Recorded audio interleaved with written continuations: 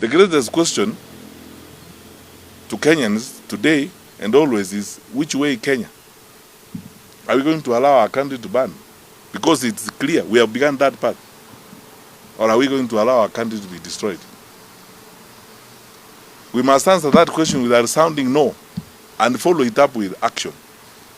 The action is we will sit together and figure out what legal way do we go forward, what do we do.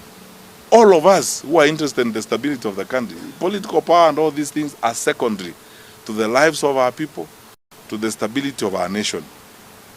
Kenya is much more important than any one of us. The county government there in Kisii is running a militia, terrorizing people at night, going to estates, beating up people and so on, with the acquiescence of the police. Because the police know this. And everywhere in the country, you saw online last week what happened here in Allingham. 1 month ago on Thika Road, 9 o'clock in the morning, thugs closed the road and terrorized people. We have begun our final descension into chaos. The question now for us as Kenyans is, how do we approach this and what are we going to do? So we are beyond condemning, beyond threatening, beyond asking for action. I think for me, beginning now, and I will consult with my colleagues in the opposition, we are going to have a retreat next week, and all Kenyans of goodwill, let us now engage our thoughts and minds on how are we going to deal with this government. Because ask yourself the question, these people you are paying, these thugs you are paying and goons and all that, to terrorize your opponents, when they are done terrorizing your opponents, what are they going to do? They are going to turn on you, first of all. They will come to your houses. They will want this money. You are socializing them to a consistent supply of income through crime. And that is not going to be the way of sustaining our country. Finally, because we are in this, and then let's be very honest with each other. We've not been here before as a country. This is unprecedented. It's unusual. And I'm not going to waste my time saying we condemn this in the strongest terms possible. We are done with condemning. How many times are we going to condemn? Memoranda has been taken to the Inspector General of Police. Representation has been done to the parliamentary committees.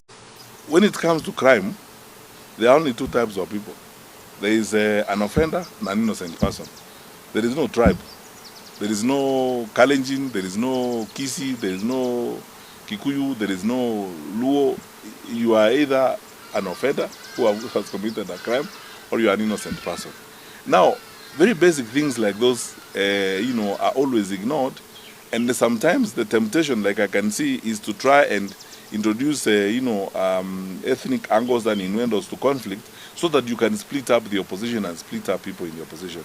And to your point more specifically, yes, it is this mobilization by politicians and paying people money that goes into this. Wananchi, on their own, really have no problem. I mean, they have never had problems all along. All these people, how many times has James Orengo gone to Homa Bay? We've always been visiting and working with these people. Why is it a problem this time that his motorcade has to be stoned, returned, and so on? I mean, how many times, honestly, let me ask you, how many times has James Orengo gone to Homa Bay in his life? It is this transactional politics where people think that to inflict violence and pain in the manner in which they are trying to do is the only way of asserting yourself, asserting your authority, which in my very honest opinion is very foolish. Because if you are leading people, you should care for their lives first and foremost. Because when you have killed them, who are you leading?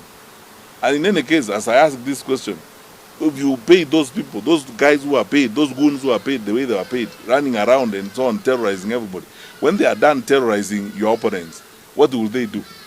That's why I keep telling these leaders that, it's essentially you are living in a fool's paradise. Because this unexplained hubris, because of political power, I tell people, it comes and goes. Wengine tumekula salute sana, lakini we are here.